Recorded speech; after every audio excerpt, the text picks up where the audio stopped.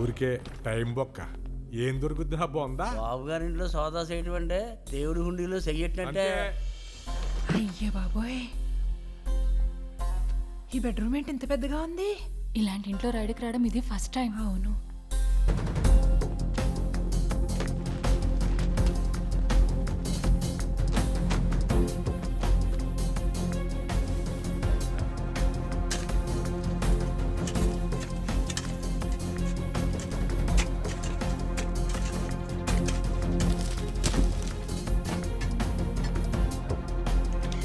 ముచ్చుని జగ్గాయంటే కడిగిన ముచ్చు లాంటి సార్. మీరు అనవసరంగా అనుమానించి అవమానిస్తారు. వయసులో ఉన్నారు, బోల్డ్ భవిష్యత్తు ఉంది. ఎందుకంటే పెద్ద పెద్ద వాళ్ళతో పెట్టుకుంటారు?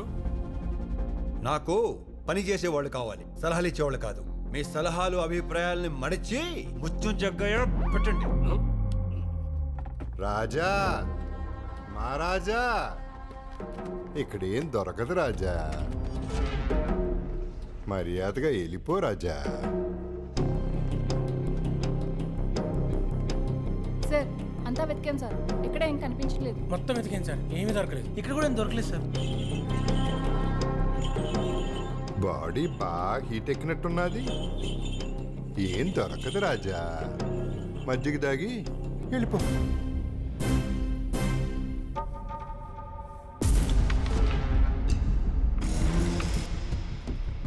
సార్ అన్ని గదుల్లోనూ వాటి ర్యాక్లు షెల్ఫ్లు అన్ని వెతికాం సార్, ఎక్కడ ఏం దొరకలేదు సార్.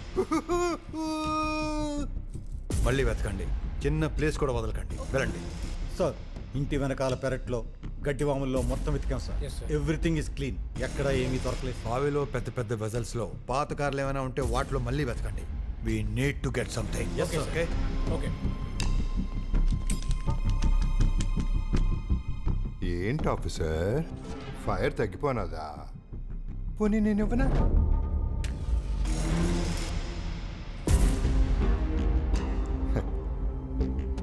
థ్యాంక్స్.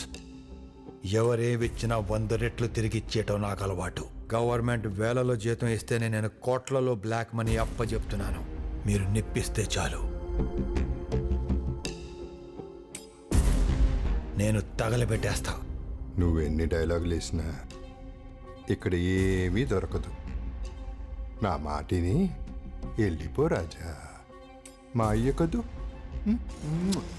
ఇల్లంతా వెతికాం, ఏం దొరకలేదు సార్. అవును సార్, దొరికిన కొద్ది మొత్తానికి రసీదులు ఉన్నాయి, దాన్ని మనం సీజ్. గోవిందా గోవిందా. బచ్చన్ గాడు పచ్చడైపోయాడు. వాడితో వచ్చిన వాళ్ళందరూ పనికిరాని పకోడీలైపోయారు. తయారమ్మో, నీ లీలలే లీలలమ్మ. మీరందరూ ఒక పని చేస్తారా? మీ డిపార్ట్మెంట్ అందరూ ఒక లైన్లో నిలబడి నా సంక నాకండి. జాతరలో తప్పిపోయిన మేక పిల్లలాగా పిచ్చి చూపులు చూడటం తప్ప నువ్వు పీకేదేమీలే. తప్పిపోయిన మేక పిల్లని ఒగ్గేస్తారు, తప్పు చేసిన మేక పిల్లని బలిస్తారు. దానికి ఇంకా టైం ఉందిలే. ఢిల్లీలో దాని ఏంది ఏదో అంటారు. మీ అయ్యగారు భవనం. ఆయకర్ భవన్ ఏ రాయితేందే. దానికి ఫోన్ చేసి, అయ్యా రాంగ్ అడ్రస్కి వచ్చాం, తప్పు అయిపోయింది, ముచ్చం జగ్గయ్య గారి కాళ్ళ మీద పడి క్షమాపణ అడిగి తిరిగి వచ్చేస్తాం అని చెప్పు. జై ఫోన్ చేయి.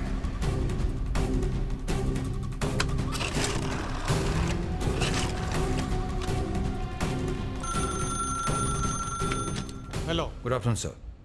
Bachchan speaking sir. చెప్పండి. ముత్యం జగ్గయ్య గారి ఇంట్లో పెద్ద మొత్తంలో డబ్బు బంగారం దొరికాయి సార్. అంతా రికవర్ చేయాలంటే ఇంకొంచెం టైం కావాలి సార్. ఏం మాట్లాడుతున్నావురా? Is everything okay? Everything is under control sir. Jaggayya garu ఏమైనా ఇబ్బంది పెడుతున్నారా? అబ్బే, జగ్గయ్య అండ్ ఫ్యామిలీ బాగా కోఆపరేట్ చేస్తున్నారు sir. We're expecting big numbers. Continue the search. Thank you sir. Take your own time. Sure sir. ఏందిరా ఈ కొత్త డ్రామా? ప్రాణాల మీద ఆశ ఒకేసేవా అయింది. జగ్గయ్య గారు, మనిషి తరచూ నోరెందుకు జారుతాడో తెలుసా? నాలుగు ఇప్పుడు తడిగా ఉంటుంది కాబట్టి. మీరు నిజంగా నిజాయితీ పరులైతే నన్ను ఎంతసేపు బయటికెళ్ళు అనరు. దమ్ముంటే లోపలికెళ్ళు అనాలి. అలాగే ఇక్కడేమీ దొరకదు అనరు. ఇంట్లో ఏమీ లేదు అనాలి. మూటలు దాచగలరేమో గాని మాటలు దాచలేకపోయారు. ఇదిగో ఆఫీసర్లో సంధికి మీ రాజు ఒప్పుకోలేదు. అందుకే సైన్యానికి చెప్తున్నాను, ఆ లోపల దొరికిన బంగారం అంతా మీరు పంచుకోండి. రేడ్ ఆపేసి మీరు ఇంటికి వెళ్ళిపోండి. వెళ్ళండి, బతకండి.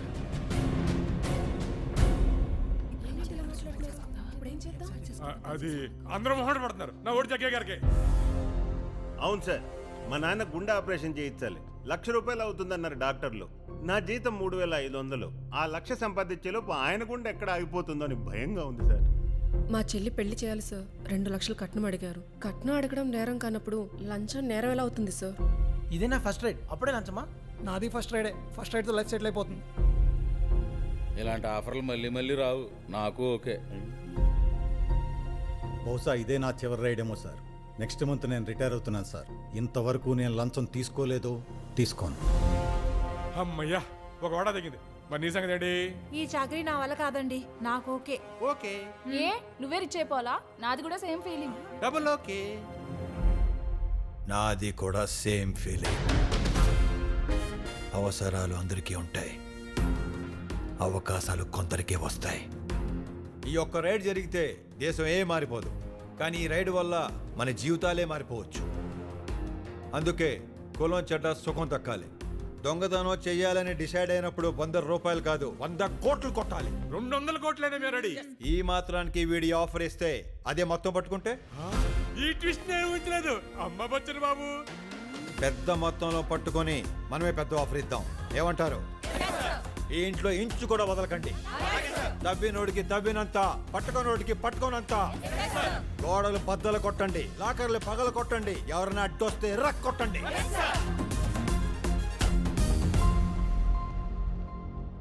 ఆఫీసులందరితో మాట్లాడాను, మీరేం టెన్షన్ పడకండి, భయపడకండి. మమ్మల్ని డబ్బుతో మీరు కొనలేరు మిస్టర్ జగ్గయ్య. ఈ రైడ్ యాజ్ ఇట్ ఈస్ గా జరుగుతుంది. నేను వేసుకున్నది ప్యాంటు షర్టు కాదు, నీతి నిజాయితీ. వాట్ ఈస్ దిస్ నాన్సెన్స్ నాన్నగారు? ఇలా అయితే ఎలా బాబు గారు? Officers attack!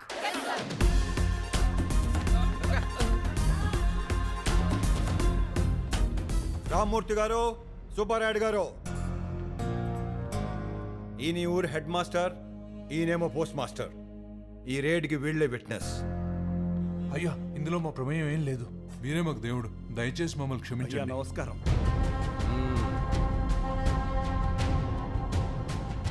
లేవండి.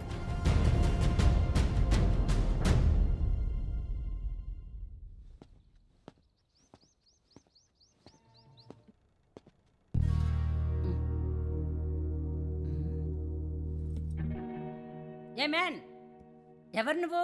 ఇన్కమ్ ట్యాక్స్ డిపార్ట్మెంట్ నుంచి వచ్చాం. వచ్చారా అనుకున్నా. మా జగ్గయ్యకి ఏదో ఒక రోజు ఇట్లాంటిది ఏదో జరుగుద్దని నేను ఎప్పుడో అనుకున్నా.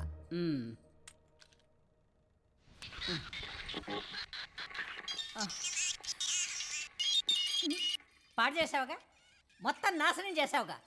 నువ్వు అసలు నా గదిలోకి ఎందుకు వచ్చా? శుభ్రంగా పాటలు వింటా, గోడవతల నా శేఖర్ జ్ఞాపకాలతో బతుకుతుంటే ఇదేమో ఇట్లా పాడైపోయి సచ్చింది. ఆ గోడేమో అమాంతం పెరిగిపోయి సచ్చింది. శేఖర్ మీ ఆయన? నో, నా ప్రియుడు అచ్చ నాగేశ్వరరావులా ఉండేవాడు. ఆ రోజుల్లో అమాంతంగా గోడ పెరిగిందన్నారు. ఏ గోడండి? పాట పాడు చేసింది కాక ప్రశ్నలోట నేను చెప్పనా? చెప్పండి బామ్మగారు ప్లీజ్. నా పాట నేను వింటేనే చెప్తా. అది కాదండి. ఏది కాదు? ఆయనతో అనుభవాలు ఎలాగూ లేవు, కనీసం జ్ఞాపకాలతో కూడా బతకనివ్వరా?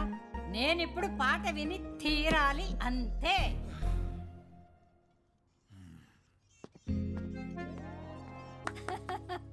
గోడ చూడాలి, అంతేగా? అంతే బామ్మగారు. పద ప్లీజ్.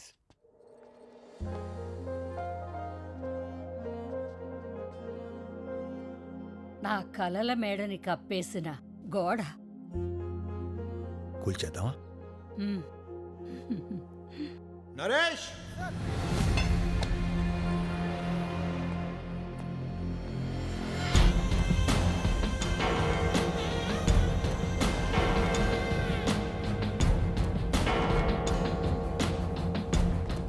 అన్నా 6 తర్వాత రైడ్ ఆపేయాలి.